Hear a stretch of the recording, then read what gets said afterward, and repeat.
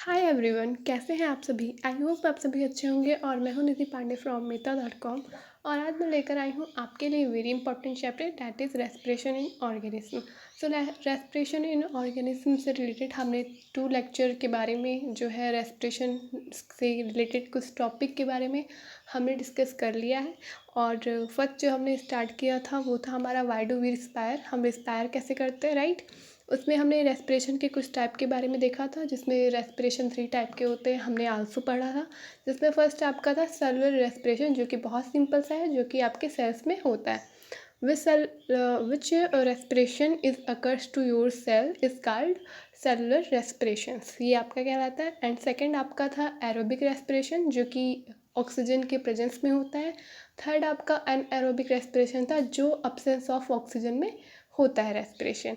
And इसमें आपके anaerobic respiration से रिलेटेड आपके कुछ एनएरोब्स जो हैं ऑर्गेनिज्म भी आते हैं, जो उस तरह से आपके रेस्पिरेशन करते हैं जब आपका ऑक्सीजन अब्सेंस रहता है। उसके ऑक्सीजन के अब्सेंस में जब कुछ ऑर्गेनिज्म रेस्पिरेशन करते हैं, तब हम उन्हें क्या कहते हैं, एनएरोब्स रेस्पिरेशन कहते हैं उन ऑर्गेनिज्म को, राइट। सो यहाँ पर जो है आपका ये सभी क्लियर हो गया था। एंड हमने ब्रीदिंग कैसे करते हैं, ये भी हमने ब्रीदिंग का प्रोसेस भी हमने आल्सो देख रखा था। एंड नाउ हमारा जो लास्ट प्रीवियस लेक्चर में जो लास्ट टॉपिक था वो था हाउ डू वी ब्रीथ। तो हाउ डू वी ब्रीथ में हमने कुछ प्रोसेस जो है ब्रीथ के नेसल कैविटी से स्टार्ट करके डायाफ्रैगम तक देख रखे थे। एंड आज हम देखेंगे हमारा बहुत ही इम्पॉर्टेंट टॉपिक्स के बारे में आज हम डिस्कस करेंगे कि why do we breathe out. Means हम ब्रीथ आउट जब करते हैं तो क्या हम निकालते हैं, ये ज़्यादा मोस्ट इम्पॉर्टेंट है, राइट। हाँ, क्योंकि हम ये तो जानते हैं कि हम ब्रीदिंग करते समय ऑक्सीजन लेते हैं, और बट हम ब्रीथ आउट करते समय क्या निकालते हैं और कैसे निकालते हैं, ये प्रोसेस बहुत ज़्यादा इम्पॉर्टेंट है, राइट। सो आज जो है हम इसके बारे में ही डिस्कस करेंगे कि how do we breathe out, and breathing in other animals में कैसे होता है, और ब्रीदिंग अंडर वाटर, इन सब के बारे में आज हम देखने वाले हैं। So how do we breathe out जो है, यहाँ पर एक आप एक्टिविटी के थ्रू समझ सकते हो कि आप एक सिलेंडर ले लो। इसके लिए 2 सिलेंडर आपको बनाना होगा, वो आप प्लास्टिक ग्लास के थ्रू बना सकते हो, उसमें कोई रियल सिलेंडर की बिल्कुल भी ज़रूरत नहीं है। सो आप प्लास्टिक टेस्ट ट्यूब ले लो, एंड कोई ग्लास ले सकते हो, मेक अ होल उस आप ग्लास में या टेस्ट ट्यूब में क्या करो, एक होल करो, and pour some freshly prepared lime water उसमें आपको डालना पड़ेगा। एंड इंसर्ट प्लास्टिक साथ through the hole in the lid in such a way that is dips in the lime water. ठीक है, फिर आपको क्या करना है कि नाउ एक ब्लो लेना है आपको जेंटली, जो कि फ्यू टाइम्स के लिए आपको उसमें डालना पड़ेगा। And can you explain this change on the basis what do you learn chapter 5। तो फिर आपको इसका जो है इसमें आपको आपने चैप्टर 5 में जैसे कि पढ़ा होगा, तो आपको वहाँ से इसको ऑब्जर्व करना होगा, जो कि आप यहाँ पर अभी प्रैक्टिकल कर रहे हो। You are aware that the air inhale, आप ये तो जानते हो कि हम एयर को इनहेल और एक्सहेल करते हैं, राइट। कुछ मिक्सचर ऑफ गैसेस होती हैं। And what do we exhale, हम जो इनहेल करते हैं वो तो हम जानते हैं कि ऑक्सीजन आती है, बट हम एक्सहेल करते हैं तो क्या करते हैं, do we exhale only carbon dioxide और अ मिक्सचर ऑफ गैसेस, क्या हम सिर्फ एक्सहेल करते समय सिर्फ कार्बन डाइऑक्साइड ही एक्सहेल करते हैं, या कुछ मिक्सचर ऑफ गैसेस भी होती हैं जिन्हें हम एक्सहेल करते हैं। सो you must have also observed that if you exhale on a mirror, on a film, or कुछ moisture appears on its surface, from where do these droplets come। तो आप देखोगे कि कुछ जो है ड्रॉपलेट्स आ रहे हैं, तो ये ड्रॉपलेट्स कहाँ से आ रहे हैं, आपको इसको देखना है। सो यहाँ पर ब्रीथ फॉर बेटर लाइफ के लिए कुछ आपको बताया गया है, ठीक है। आप उसे फॉलो कर सकते हो कि रेगुलर ट्रेडिशनल ब्रीदिंग एक्सरसाइज करो, उसके लिए प्राणायाम जिसे कहते हैं। And can increase the capacity of lungs to take in more air, and thus more oxygen can be supply to the body cells, resulting क्या होगा कि रिलीज ऑफ मोर एनर्जी आपके बॉडी में रिलीज होगी। तो मैंने आपको प्रीवियस लेक्चर में भी बताया था कि अगर जो आप ये इनहेल और एक्सहेल वाला एक्सरसाइज करते हो, जिसे प्राणायाम कहते हैं, तो उससे क्या होता है, आपको मोर एनर्जी फील होगी, कि आपको लगेगा बॉडी एंड आपका माइंड जो है एक्टिव रहेगा होल डे, राइट। सो यहाँ पर आपकी इस एक्टिविटी से आपका जो आउटकम निकल के आएगा, यहाँ पर लंग्स में आप देख सकते हो कि ऑक्सीजन 21% है एंड 60.4% ऑक्सीजन आप एक्सहेल करते हो एंड 0.04% कार्बन डाइऑक्साइड आप इनहेल कर रहे हो और 4.4% कार्बन डाइऑक्साइड आप क्या कर रहे हो, इनहेल कर रहे हो, राइट। सो ये आपका कुछ यूनिट निकल के आया लंग्स में, जो कि आप इनहेल और एक्सहेल करते हो। तो ये ऑक्सीजन और आपके कार्बन डाइऑक्साइड की कुछ वैल्यू है। सो यहाँ पर आपको जो एंड पॉइंट था, आपको ये जानना था कि हम एक्सहेल करते समय क्या ले रहे हैं। तो हम एक्सहेल करते हैं तो हम क्या लेते हैं, कार्बन डाइऑक्साइड लेते हैं, राइट। सो हमारा जो नाउ नेक्स्ट टॉपिक होगा ब्रीदिंग इन अदर एनिमल्स की, अदर एनिमल्स में ब्रीदिंग कैसे हो रही है। सो एनिमल्स सच एज जैसे एलिफेंट्स हो गए, लॉयंस, काऊ, गोट्स, तो ये सभी जो है लिजर्ड, स्नेक्स, बर्ड्स, इन सभी का जो लंग्स होता है and chest cavity like human beings की तरह ही होती है। तो ये जो है हम कहें रेस्पिरेशन का प्रोसेस या फिर ब्रीदिंग का प्रोसेस हमारी तरह ही करते हैं, ठीक है। सो how do other organism breathe. तो अगर जो अदर ऑर्गेनिज्म की बात करें कि सिर्फ लिजार्ड, बर्ड्स, एलिफेंट्स ये तो एग्जिस्ट ही नहीं करते ना वर्ल्ड में, और भी ऑर्गेनिज्म हैं जो एग्जिस्ट करते हैं, तो वो सभी ब्रीथ कैसे करते हैं। हम इनकी बात करें तो how do other organism breathe, do they also have lungs like those of humans beings, क्या उनके पास भी लंग्स होते हैं जैसे हम ह्यूमन बींग्स के पास लंग्स होते हैं, तो क्या हमारी तरह उनके पास भी लंग्स होते हैं। Let us find out. जैसे कि कॉकरोच हो गया, a cockroach has small openings on the side of its body. Other insects have also similar openings होते हैं, कॉकरोच के पास एक स्मॉल ओपनिंग्स होती है, ठीक है।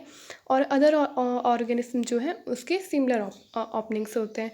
These openings are called spiracles कहते हैं। Insects have a network of air tubes called trachea for exchange of gases के लिए कॉकरोच के पास ट्रैकिया होता है, जिससे वो क्या करता है, गैसेस का क्या करता है, एक्सचेंज करता है।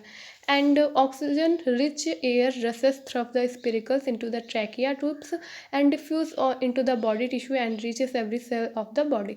फिर वो क्या करता है, ट्रैकिया के थ्रू ऑक्सीजन को क्या करता है, अपने बॉडी में अपने बॉडी में लेता है एंड होल बॉडी में क्या करता है, वो स्पिरिकल्स के थ्रू पहुंचाता है। फिर similarly carbon dioxide from the cells goes into the tracheal tubes and moves out through the spiracles के थ्रू वो क्या करता है, कार्बन डाइऑक्साइड को आउट कर देता है। And this air tubes on trachea are found only the insects and not on any other group of the animals. तो ये जो ट्रैकिया है, ये ट्यूब्स ऑफ ट्रैकिया आप देख रहे हो पार्ट, ये सिर्फ जो है इंसेक्ट्स में ही पाए जाते हैं, किसी और अदर एनिमल्स में नहीं पाए जाते। सिर्फ जो छोटे छोटे इंसेक्ट्स होते हैं इसमें ही ट्रैकिया और स्पिरिकल्स देखने को मिलते हैं। अब आप यहाँ पर देख सकते हो कि ट्रैकिया का सिस्टम किस तरह से बनाया गया है, जिससे ये एयर पास आउट करते हैं एंड कार्बन डाइऑक्साइड भी आल्सो पास आउट करते हैं।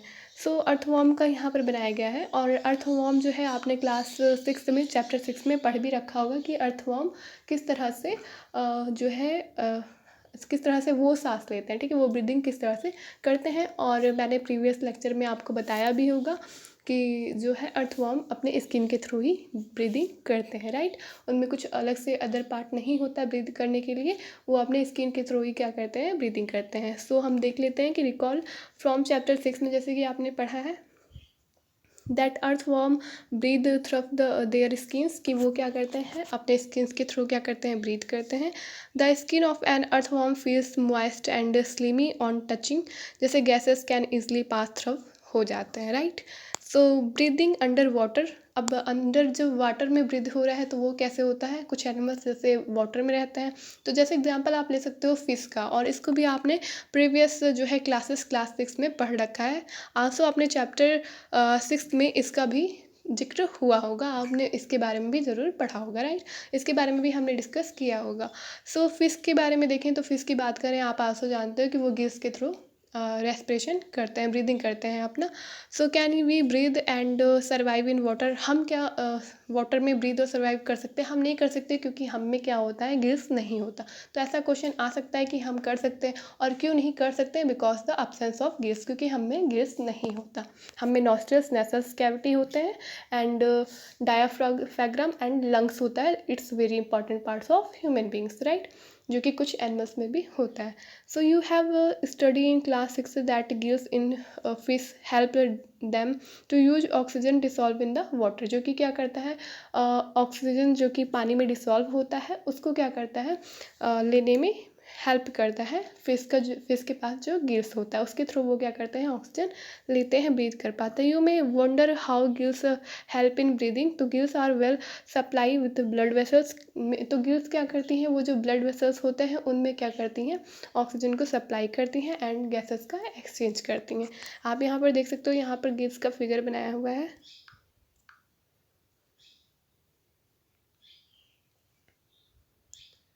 सो आप यहाँ पर देख सकते हो, यहाँ पर ये रहा गिल्स, ठीक है। तो इसके थ्रू ये क्या कर रही हैं, यहाँ पर सपोज कर लो आपकी यहाँ पर जो है, यहाँ इनके अराउंड अराउंड वाटर प्रेजेंट है। तो वाटर में आप जानते हो कि वाटर में ऑक्सीजन प्रेजेंट होता है। सो वहाँ से वो क्या करती हैं, ऑक्सीजन को लेती हैं एंड पूरे बॉडी में ऑक्सीजन पहुंचाती हैं, right. So do plants and respire. तो क्या प्लांट्स रेस्पायर करते हैं, तो यस, प्लांट्स भी ब्रीदिंग करते हैं, रेस्पिरेशन करते हैं, राइट।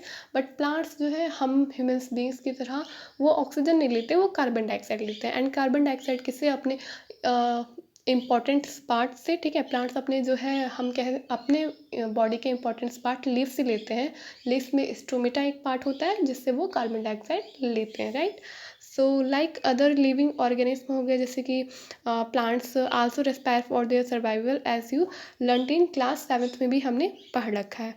सो ये क्या करते हैं, they also take in oxygen from the air and give out carbon dioxide. ये क्या करते हैं, गिव आउट करते हैं। And the cells of the oxygen is use to break down glucose into the carbon dioxide and water into the organism में जो है convert करते हैं। And in plants each part of can independently take in oxygen from the air and give out carbon dioxide जो है लेते हैं।